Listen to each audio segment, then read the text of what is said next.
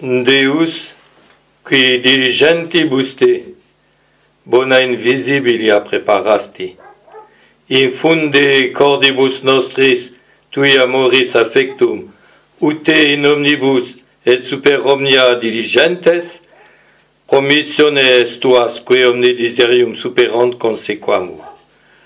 Dieu, qui préparez des biens invisibles à ceux qui vous aiment, infusez dans nos cœurs l'affection de votre amour, afin que, vous aimant en tous et en toutes choses,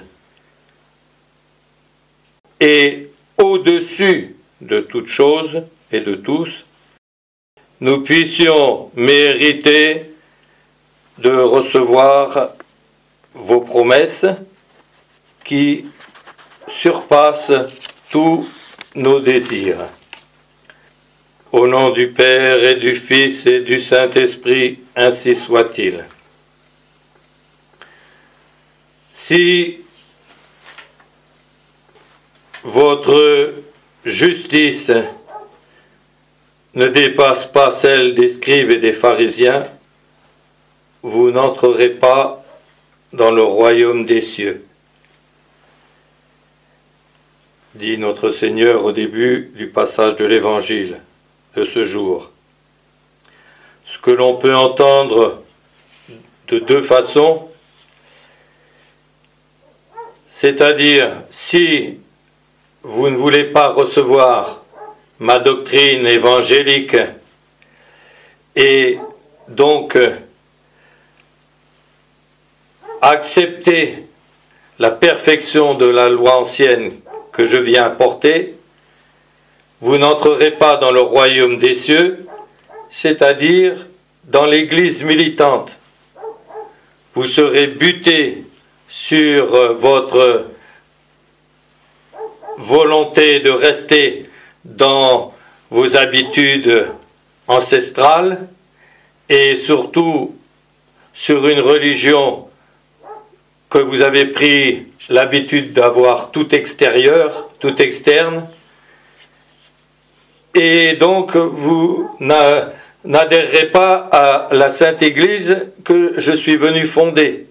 Et de fait, ce n'est qu'une partie, et la plus petite partie des Juifs qui ont adhéré à l'Église de notre Seigneur, car notre Seigneur, ayant laissé de côté et les grands prêtres et les pharisiens et les scribes, etc., qui voulaient s'en tenir uniquement à l'Ancien Testament, il a choisi des hommes simples comme les saints apôtres pour fonder son Église, et c'est à partir d'eux et autour d'eux que se sont formées les premières communautés chrétiennes, d'abord avec le petit reste fidèle d'Israël, qui a compris que notre Seigneur accomplissait toutes les prophéties qui étaient annoncées du Messie, et qu'il venait non pas abolir, mais parfaire la loi ancienne, et par conséquent, ils sont adhérés à la suite de ce que devait être la synagogue, n'était qu'une préparation de la Sainte Église. Donc, si votre justice ne dépasse pas celle des scribes et des pharisiens, vous n'entrerez pas dans le royaume des cieux, et dans ce premier sens, dans sa préparation qu'est la Sainte Église militante. Pour ce qui nous concerne, c'est le deuxième sens qui est principal, et dans ce sens-là, on entend par le royaume des cieux, évidemment, le ciel. Si votre justice ne dépasse pas celle des scribes et des pharisiens, vous n'entrerez pas dans le royaume des cieux. Autrement dit, j'ai moins demandé aux hommes de l'ancienne alliance, qui étaient déjà pas un petit peu à un degré autre que ceux de la loi naturelle avant le déluge. Je demandais surtout des rites extérieurs, des pratiques extérieures, l'accomplissement évidemment et le respect des 10 commandements, et par conséquent, vous ne pouvez plus maintenant vous contenter de cela, car je suis venu non pas abolir la loi mais la parfaire, et ce n'est pas la façade extérieure, les rites seulement extérieurs que je recherche, j'en ai pas besoin. Vous en avez besoin, puisque vous êtes des êtres en chair et en os, des êtres sensibles, donc vous avez besoin d'intermédiaires sensibles pour que votre esprit et votre cœur se portent vers Dieu. Mais moi, je n'ai pas besoin de vous. C'est donc pour votre propre bien que ces rites-là vous ont été donnés. C'était aussi pour éviter que, en ce qui concerne les sacrifices sanglants d'animaux, etc., pour éviter qu'ils tombent dans l'idolâtrie, comme malheureusement ils l'ont fait bien souvent. Et donc plutôt que de les laisser offrir ces rites imparfaits à des idoles, eh bien Dieu a permis qu'il y ait des sacrifices semblables qui soient offerts au vrai Dieu. Et par ailleurs, ça préparait aussi les esprits à son propre sacrifice, dont tous les autres sacrifices de l'ancienne alliance n'étaient qu'une figure. Donc, qu'est-ce que va demander de plus qu'aux scribes et aux pharisiens, et surtout aux hommes et femmes de l'ancienne alliance, Dieu, il va leur demander une religion qui soit pas seulement rituelle et extérieure, mais qui soit intérieure. Et donc, il commence par prendre quelques exemples, notre divin maître, pour le faire comprendre. Vous avez entendu qu'il a été dit aux anciens, « Tu ne tueras pas », et que celui qui tuera, eh bien, devra passer en jugement pour savoir s'il avait un motif vraiment valable, par exemple de défense, pour le faire ou pas. Et moi je vous dis que celui qui se met en colère contre son frère sera aussi redevable du jugement. Autrement dit, ce n'est plus seulement de ne pas tuer extérieurement, mais c'est de même ne pas s'emporter, sans raison au moins, contre quelqu'un. Car il y a deux sortes de colère.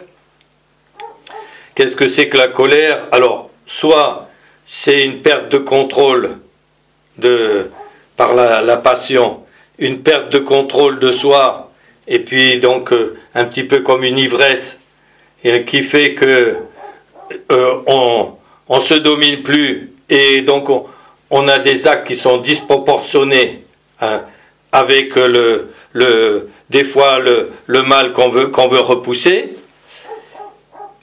ou simplement par impatience envers l'entourage. Et il y a le zèle. Le zèle, lui, la colère, c'est un don de Dieu. Ça sert à tirer, si on peut dire, sur les nerfs, pour se donner le courage de faire quelque chose de difficile, soit pour se défendre d'une agression, soit pour reprendre quelqu'un, comme par exemple les parents doivent le faire envers leurs enfants, quand ils les voient faire des actes ou dire des paroles inappropriées. Et donc, ils ont besoin de se donner du courage, etc. Et quelquefois, quand une remarque gentille, aimable n'a pas suffi, eh bien, on est obligé de hausser le ton et de se mettre au moins extérieurement en colère. Mais à ce moment-là, c'est une colère qui est dominée par la raison. Et là, elle est un auxiliaire qui est utile. Mais quand elle est par contre irrationnelle, quand elle devient comme une ivresse, à ce moment-là, eh bien, elle enlève le poids de la raison pour la gouverner et pour la limiter à de justes limites, et là, elle peut prendre des proportions très graves. Et donc, moi je vous dis, pas seulement si vous tuez quelqu'un, mais même si vous vous mettez en colère contre votre frère. Et forcément, celui qui comprime la simple colère va a fortiori comprimer les actes encore plus graves dans lesquels la colère pourrait l'emporter quand elle devient une ivresse et lui faire des actes disproportionnés jusqu'à aller à tuer comme Caïn l'a fait avec son frère Abel par jalousie envers son frère Abel. Donc voilà le premier exemple que notre Seigneur a pris. Alors le deuxième est beaucoup plus impressionnant déjà, puisque notre Seigneur dit, celui qui dit à son frère Raka sera digne du concile. Alors Raka, c'est plusieurs manières de le traduire, mais disons c'est quelqu'un qui dira tu es stupide, tu es léger comme le vent, etc. Saint Augustin dit qu'il y a la différence entre le jugement et le concile, c'est que dans le jugement, on détermine si l'acte qui a été fait était proportionné, était justifié par quelque chose, et donc s'il est coupable et propre à être sanctionné, ou au contraire si ce n'est pas le cas. Tandis que pour le concile, dit-il, on sait déjà que c'est quelque chose de coupable, et donc on détermine simplement la peine proportionnée qui doit être portée contre. Donc, vous voyez, ça paraît vraiment étonnant parce que combien de fois on peut dire des choses comme ça entre nous, etc. Et à la légère. Et une des choses qui m'a le plus impressionné, je l'ai dit déjà plusieurs fois, quand j'ai préparé mon livre 6 sur l'accomplissement des prophéties, et donc là, sur le jugement dernier, parce qu'on voit à l'avance quelle sera la matière du jugement dernier, et une des choses qui est le plus impressionnante, c'est tous les péchés contre la langue, auxquels on ne pense pas beaucoup. Alors bien sûr, il y a la calomnie, il y a la médisance, etc., mais il y a aussi les mots pleins d'amertume, et je pique, et je pique, et je pique pour énerver l'autre, ou simplement pour l'irriter, parce que je lui en veux pour une raison ou pour une autre, etc. Et je pique, etc. Oui. Et pour ceux qui veulent comprendre la gravité des péchés contre la langue, vous pouvez lire l'épître de Saint Jacques, où il explique tous les malheurs qu'une mauvaise langue fait. Et c'est vraiment impressionnant à lire. Alors si on y ajoute les commentaires des pères, c'est encore plus fort. Donc, deuxième exemple de notre Seigneur. Et alors, le troisième, c'est un degré encore au-dessus. Celui qui lui dit « fou » sera passible de la géhenne de feu. Oula!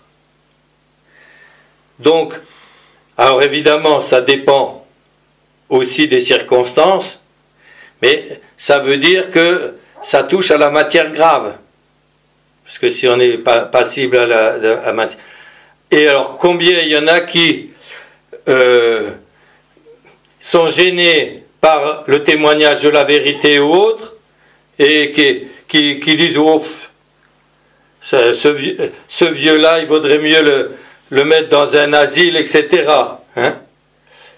Ils ne se rendent pas compte que notre Seigneur dit, attention, c'est passible de la GN, donc on ne doit pas se laisser aller à des choses comme ça, d'une manière inconsidérée. Et donc, ce que veut nous montrer notre Seigneur aussi, c'est que, et alors il donne d'autres exemples, parce que là c'est que le début, on a ici que le début du discours de notre Seigneur sur la montagne, et après il montre aussi que c'est pas seulement les paroles qu'il faut retenir et autres, alors a fortiori les actes d'abord, les paroles qu'il faut aussi dominer, et donc dominer sa langue. Il y a, comment dire, une anecdote à la fois amusante et révélatrice dans la vie de Saint Philippe Néri. Une femme qui lui explique qu'elle se dispute avec son mari, etc., puis ça n'en finit plus, et puis ça prend des proportions et des proportions, etc. Alors mon père, j'ai beau essayer de m'en sortir, j'arrive pas à me dominer, etc. Alors, qu'est-ce que vous me conseillez? Alors madame, quand vous allez commencer à vous disputer avec votre mari, vous allez prendre une gorgée d'eau, et puis vous allez la tenir dans votre bouche le plus longtemps possible. Et plus vous arriverez à la tenir longtemps, et plus vous verrez que ça va apaiser tout de suite la dispute. Ah, mon père, vous croyez, etc. Bon, qu'est-ce que vous voulez lui faire comprendre, Saint Philippe Néri? Taisez-vous donc. Laissez passer l'orage, et ça passera 3 fois plus vite. Si vous vous alimentez par des réponses, etc., ça n'en finira pas. Donc, savoir gouverner et dominer ses actes, mais aussi ses paroles et donc sa langue. Mais ça va encore plus loin, le Nouveau Testament. Il faut aussi pouvoir dominer ses pensées et ses affections. D'où notre Seigneur dit un peu plus loin, celui qui regarde une femme avec convoitise, c'est-à-dire en désirant faire le péché avec elle, alors c'est pas seulement une simple tentation ou quoi, mais c'est vraiment, ah si je pouvais, bon, entre parenthèses, c'est dit pour les hommes, mais ça vaut exactement pareil pour les femmes. Eh bien, il a déjà commis la fornication, ou pire l'adultère, en esprit avec. Donc les péchés, j'ai péché en pensée, en parole et en action. Et il ne faut pas oublier, en pensée, en parole et en action. Donc mais c'est pareil que entretenir des affections de haine dans son cœur, etc., c'est forcément alimenter quelque chose qui, dès que l'occasion va se présenter, va sortir par la bouche, par les actes, etc. Tandis que quand vous réprimez ces affections malignes, jusque au fond de votre cœur, etc., forcément, eh bien, quand les choses se présentent ou autres, vous êtes déjà armé pour résister. D'où l'importance donc de la vertu, pas seulement purement extérieure et autres, mais intérieure. Et puis, ça, ce sont pour les vertus naturelles, mais ensuite, il y a une vertu, on pourrait dire autrement, si vous n'aimez pas Dieu vraiment plus que tout, vous n'entrerez pas dans le royaume des cieux. Alors, on peut dire que le minimum que Dieu demande, parce qu'il nous dit c'est pas un amour sensible qu'il nous demande, c'est un amour d'obéissance, un amour d'adhésion.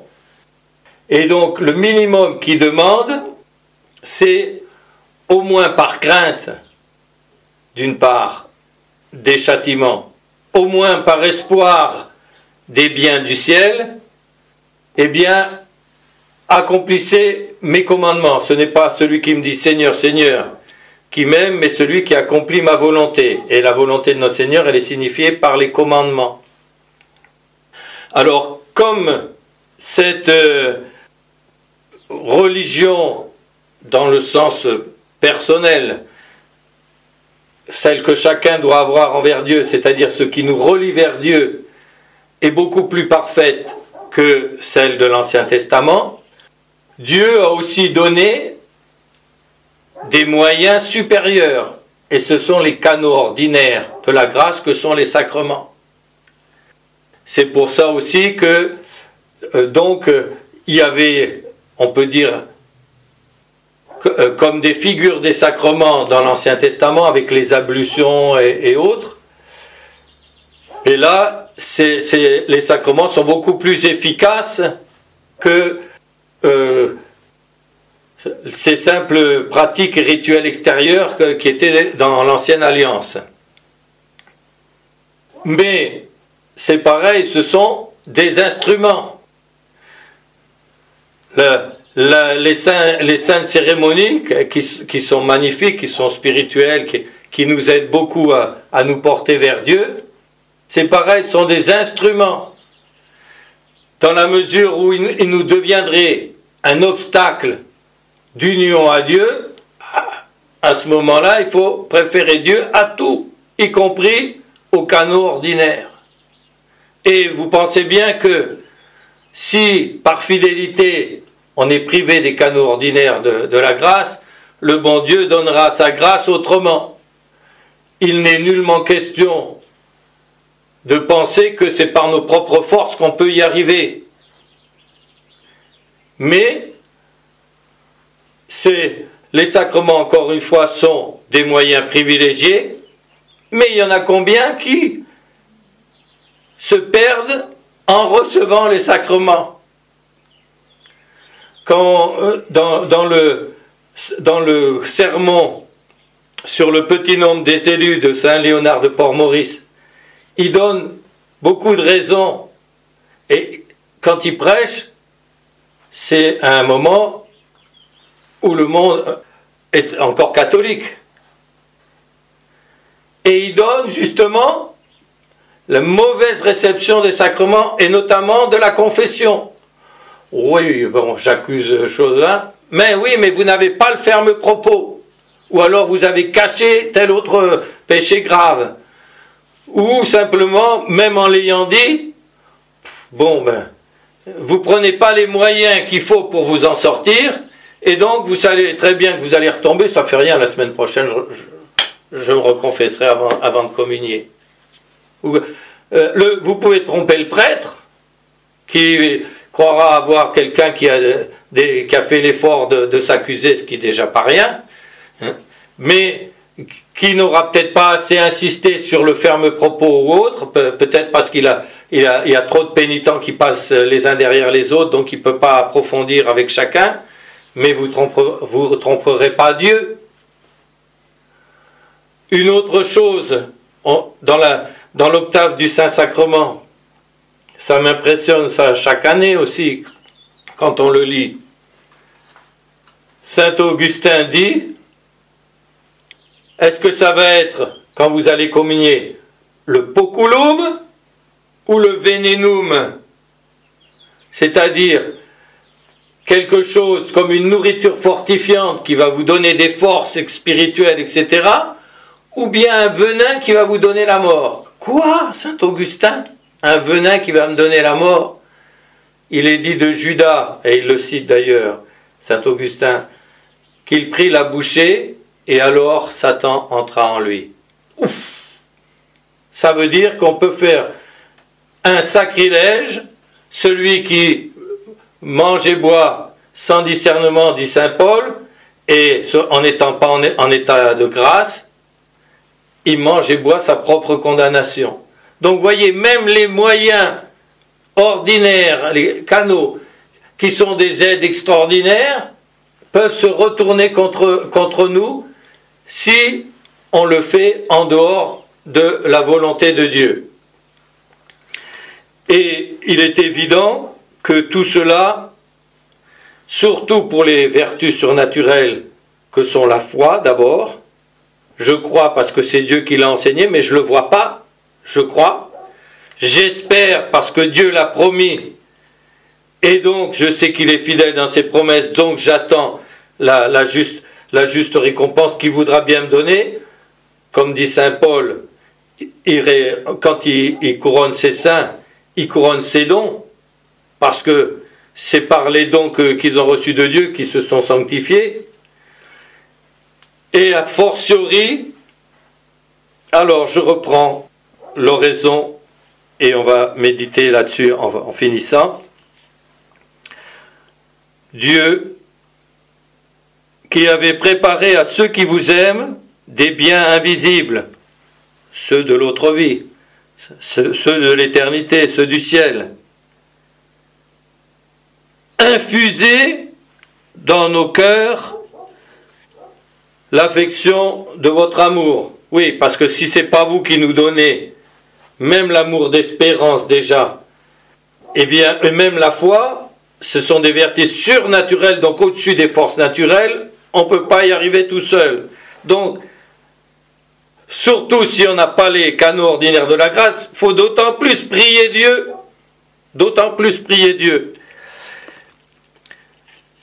afin que vous aimant en tous et en tout, être super omnia et au-dessus de tout. Ça veut dire, alors encore une fois, c'est pas au niveau de l'affectif sensible, mais tu ne peux pas faire ça pour me faire plaisir. C'est une faute. Une faute c'est charmant.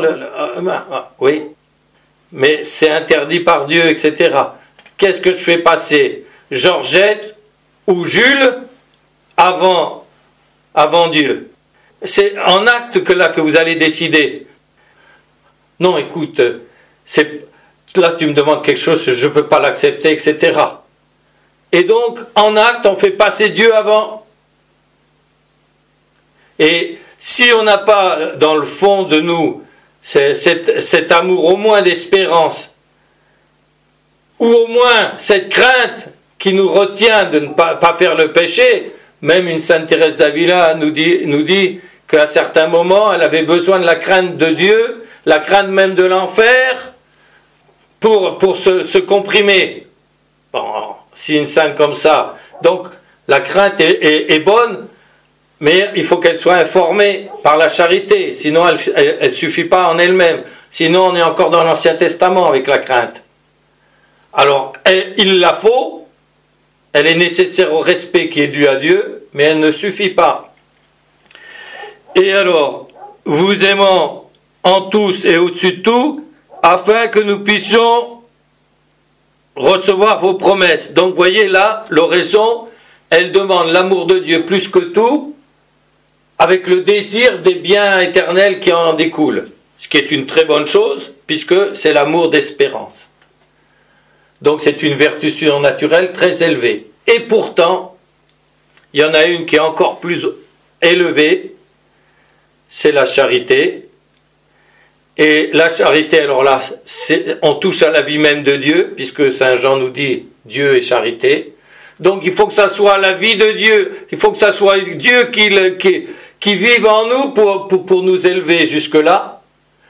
Et on peut avoir quelquefois de simples passages. Bon, certainement que les grands saints, eux, c'est quand on a fêté avant-hier Saint Louis de Gonzague, et c'était permanent, lui. On le voit, on pense aussi qu'il a couru comme un géant, comme dit le psaume, et qu'à 24 ans, il était mûr pour le ciel déjà. Donc, cet amour de charité, c'est j'aime Dieu, non pas pour les biens, etc., mais pour lui-même et en lui-même. Et donc d'une façon désintéressée et gratuite. De même, j'aime mon prochain, non pas pour que le prochain me le rende, etc. Ça, c'est pas interdit. Au contraire, aimez-vous les uns les autres, etc. Mais ça me fait même pouvoir aimer les ennemis, parce que je vais désirer leur bien, je vais désirer leur conversion. Et quand on aime les ennemis, etc., c'est forcément gratuit, puisqu'on sait qu'ils vous haïssent, ils vous font des coups tordus, etc. Et malgré ça, vous désirez qu'ils se convertissent, qu'ils changent, et que Dieu puisse les attirer à lui. Donc, voilà le degré le plus haut. Et ce degré le plus haut, il nous fait toucher à la vie divine.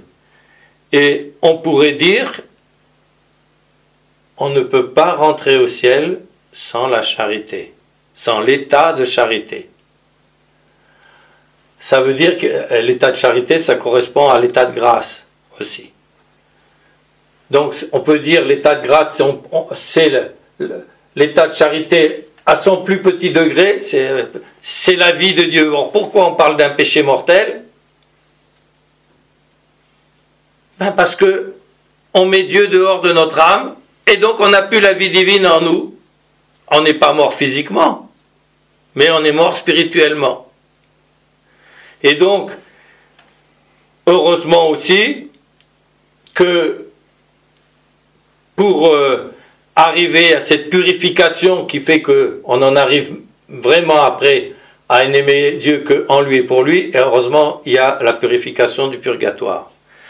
Donc voilà, demandons à Notre-Dame cette grâce des grâces, que Dieu infuse en nos cœurs, non seulement qu'il fortifie notre foi, non seulement qu'il infuse cette espérance des biens célestes, mais qu'il infuse ce don des dons qu'est la charité, afin que nous puissions vivre de cette vie même de Dieu, puisque Dieu, par l'amour du Père et du Fils, en découle le Saint-Esprit, qui est comme l'amour du Père pour le Fils et du Fils pour le Père, et qui est le rien, etc. Donc c'est mystérieux, ça nous dépasse. Et en quelque sorte, nous sommes appelés à rentrer dans cette fusion des personnes divines à notre petit niveau et des autres bienheureux dans le ciel. Que Notre-Dame nous obtienne cette grâce et que nous puissions tous vivre de la vie même de Dieu, par participation évidemment, dans l'éternité. Au nom du Père et du Fils et du Saint-Esprit, ainsi soit-il.